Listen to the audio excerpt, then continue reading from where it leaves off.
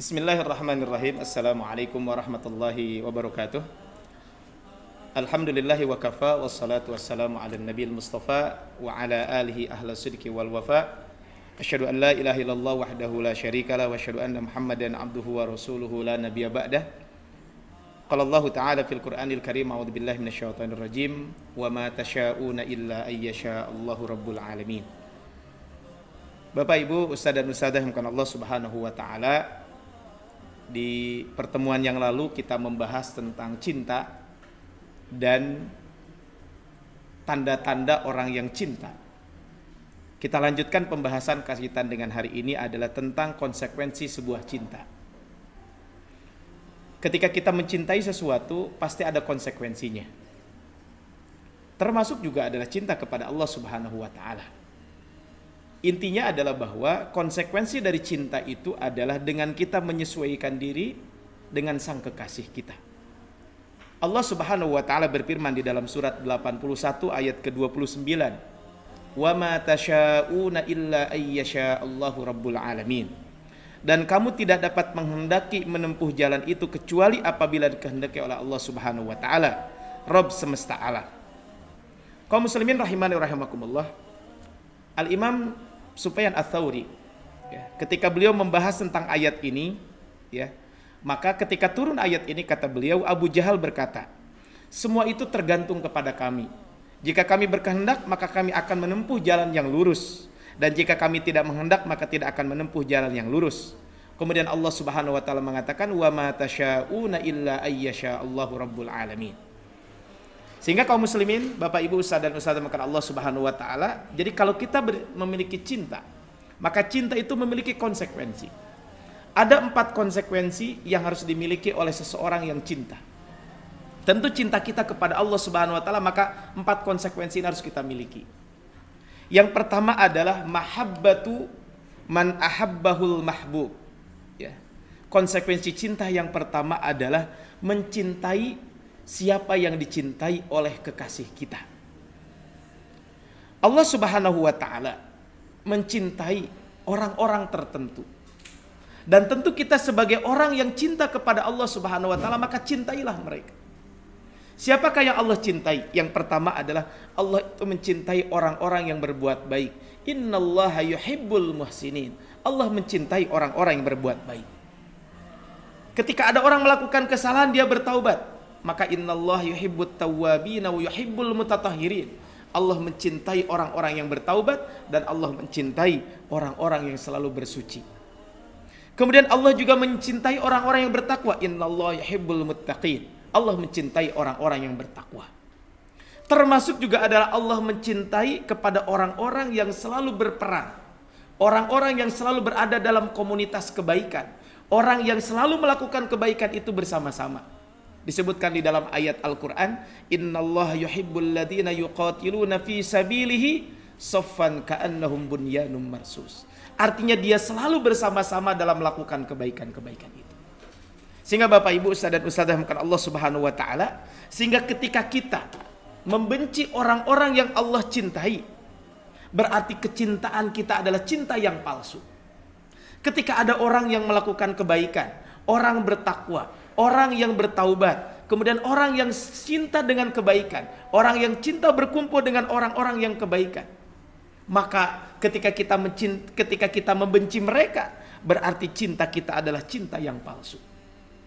Sehingga atau ketika kita mencurigai orang-orang baik, berarti kecintaan kita kepada Allah Subhanahu wa taala adalah cinta yang palsu. Makanya kaum muslimin rahimani wa rahimakumullah, siapa saja yang dicintai oleh Allah Subhanahu wa taala, maka akan dicintai oleh penduduk langit. Makanya kecintaan kita kepada mereka harus kita buktikan. Allah mencintai orang-orang yang bertakwa. Allah mencintai orang-orang yang berbuat baik. Allah mencintai orang yang bertaubat dan lain sebagainya. Maka kita pun harus mencintai mereka. Bagian dari konsekuensi kita cinta kita kepada Allah Subhanahu wa taala. Dan orang-orang yang sudah dicintai oleh Allah Subhanahu wa taala, maka penduduk langit pun mencintai mereka. Dalam sebuah hadis disebutkan, idza ahabballahul 'abda, jika Allah Subhanahu wa taala telah mencintai seorang hamba.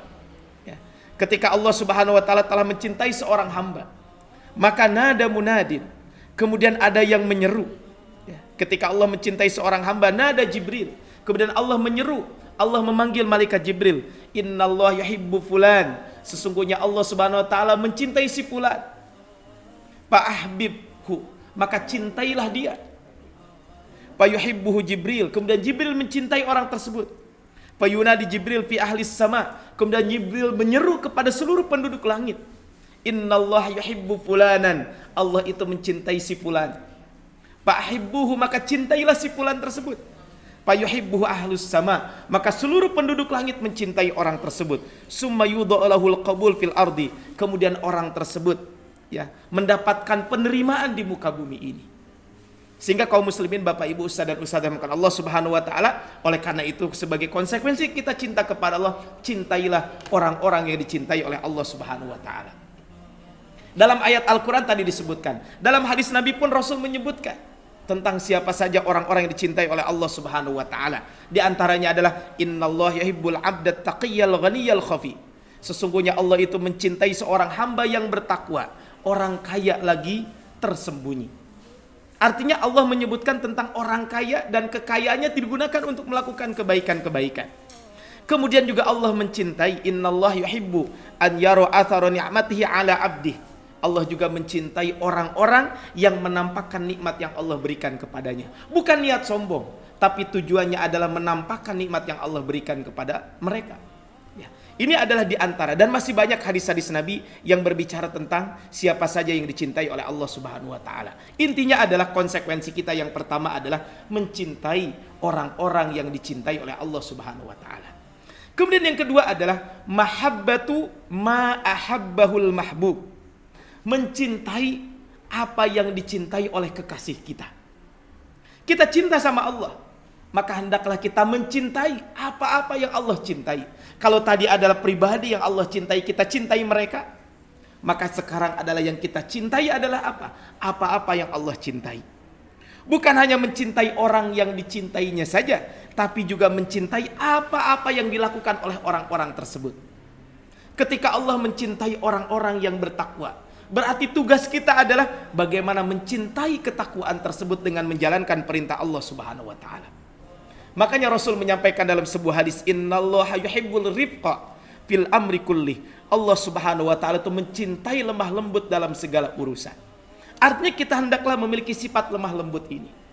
Bukan berarti tidak tegas, bedakan antara lemah lembut dengan tegas. Allah Subhanahu wa taala mengingatkan kita di dalam Al-Qur'an, Muhammadur Rasulullah walladzina ma'ahu asyiddau 'alal kuffar ruhama'u bainahum.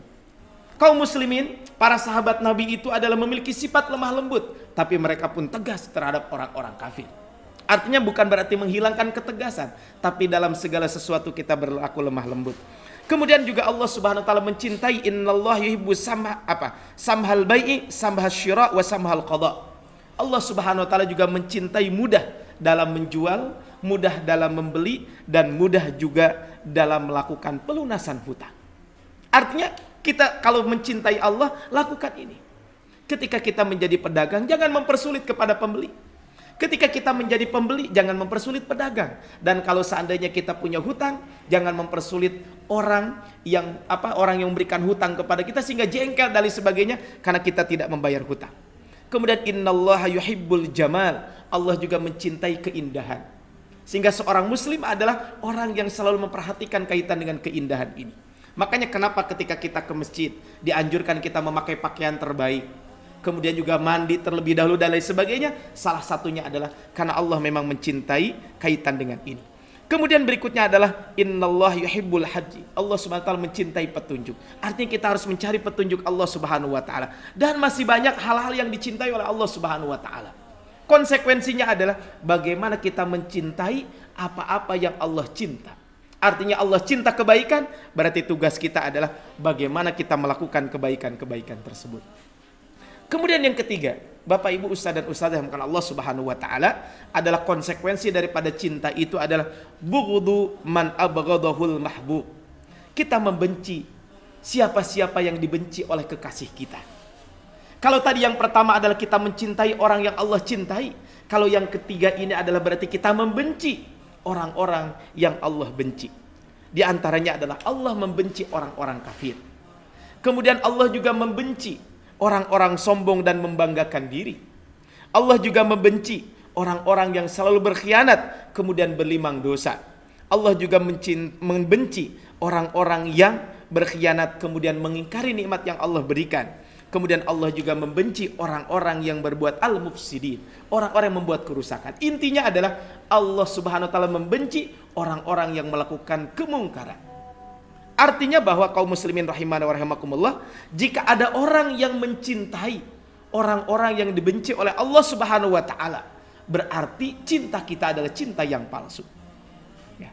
Makanya bisa jadi ada orang yang melakukan kemungkaran, ada orang yang melakukan kerusakan, ada orang pengkhianat, dan itu adalah bisa jadi public figure, artis, olahragawan, ilmuwan, pemimpin dan lain sebagainya. Ketika kita mencintai mereka, berarti kita sesungguhnya adalah cinta kita kepada Allah sangat palsu.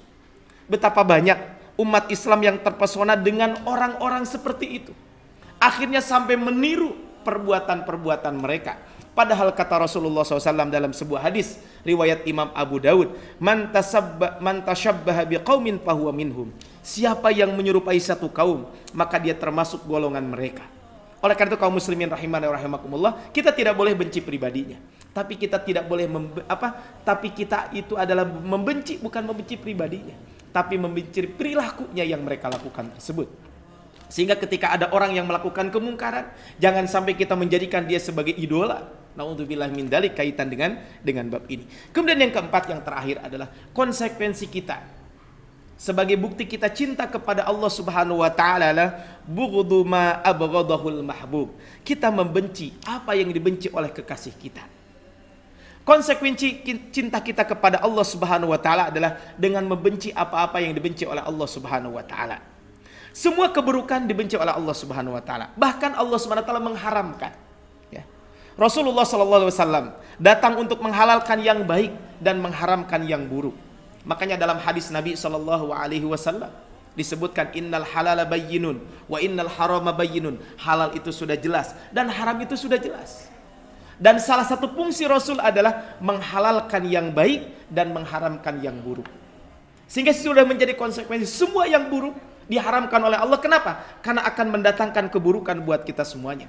Dan semua yang baik itu dihalalkan buat kita semuanya dan tentu akan mendatangkan kebaikan.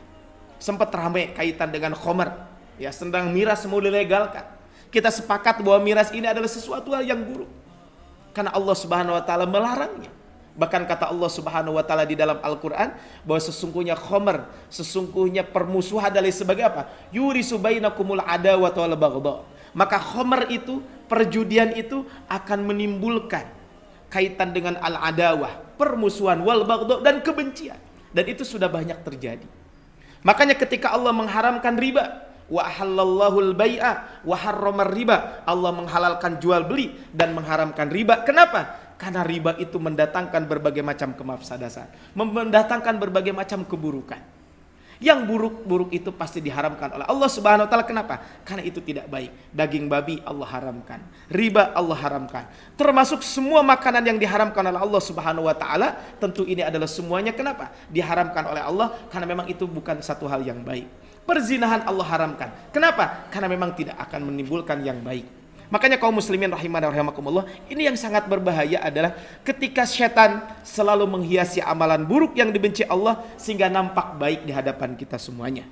Contohnya adalah bisa jadi ada seorang pezina, orang yang melakukan perbuatan zina, tapi kadang di hadapan manusia mendapatkan tempat yang mulia. Orang yang selingkuh dilulukan, tapi punten, ada orang yang melakukan pernikahan lebih dari satu justru dihancurkan kredibilitas dan lain sebagainya. Padahal menikah lebih dari satu bagi seorang laki-laki tentu dibolehkan. Tapi kenapa ketika ada orang melakukan selingkuh justru dilulukan dan lain sebagainya? Kemudian ketika ada perilaku judi, ya, sehingga dia mendapatkan harta yang banyak dan lain sebagainya. Tetapi apa? Tetapi mereka justru dilulukan. Ketika ada orang melakukan kemaksiatan dan lain sebagainya, mereka itu adalah dilulukan, dijadikan idola dan lain sebagainya. Padahal itu di sisi Allah Subhanahu wa taala mereka itu adalah orang-orang yang tidak mendapatkan apa-apa di sisi Allah Subhanahu wa taala. Sehingga umat Islam ditipu oleh berbagai ulah syaitan yang menjadikan sesuatu yang harusnya dibenci kemudian menjadi yang dicintai. Dan ini banyak terjadi di kalangan kita semuanya. Makanya kaum muslimin rahimana wa rahimakumullah, tidak sama yang baik dengan yang buruk, meskipun yang buruk itu merajalela dan dikagumi oleh orang banyak. Ma qalla wa kafa khairun mimma katsura wa alha. Sesuatu yang sedikit tapi mencukupi adalah lebih baik daripada sesuatu yang banyak tapi melalaikan. Hadis yang diriwayatkan oleh Al-Imam Ahmad. Ini kaitan dengan bab ini. Jadi jangan sampai kita tertipu karena orang rame-rame mengagumi sesuatu padahal itu tidak baik. Maka itu bukan termasuk cinta kita kepada Allah Subhanahu wa taala. Cukuplah kita dengan hal-hal yang dicintai oleh Allah Subhanahu wa taala agar kita mendapatkan kesuksesan. Kaum muslimin rahimana wa rahimakumullah, dari 4 konsekuensi ini kita mencintai orang-orang yang dicintai oleh kekasih kita. Kita mencintai apa-apa yang dikasihi oleh disukai oleh kekasih kita. Kemudian kita membenci siapa saja yang dibenci oleh kekasih kita, dan kita pun membenci apa-apa yang dibenci oleh kekasih kita. Maka sesungguhnya jika kita sudah melakukan itu, konsekuensi cinta kita kepada Allah Subhanahu wa taala, sesungguhnya itu bagian daripada kita merealisasikan asyhadu an la ilaha illallah wa asyhadu anna muhammadar rasulullah. Ini sesungguhnya adalah konsekuensi logis daripada sikap wala kita. Bagaimana loyal kita hanya kepada Allah Subhanahu wa taala. Loyal kita adalah hanya kepada orang-orang beriman dan orang-orang yang mencintai kebaikan. Kemudian barok kita berlepas diri dari Allah Subhanahu wa taala, yaitu adalah kita berlepas diri dari berbagai macam keburukan. Maka 2 hal pertama, cinta apa yang Allah cintai dan cinta apa-apa yang Allah cintai, ini bagian daripada wala kita, loyalitas kita kepada Allah Subhanahu wa taala. Sedangkan kita benci terhadap apa yang dibenci oleh Allah dan benci kepada orang-orang yang dibenci oleh Allah Subhanahu wa taala, ini bagian daripada sikap bara kita, berlepas diri dari selain Allah Subhanahu wa taala. Iman pun menjadi bersih dari kotoran-kotoran yang dapat merusak keimanan kita. Allahumma inna nas'aluka hubbak wa hubba man yuhibbuk wa hubba amalin yuqarribuna ila hubbik. Ini doa yang kita bisa panjatkan. Ya Allah, aku memohon cintamu, cinta kepada orang-orang yang mencintaimu, dan cinta kepada amal soleh yang akan mendekatkan kecintaanmu kepadamu.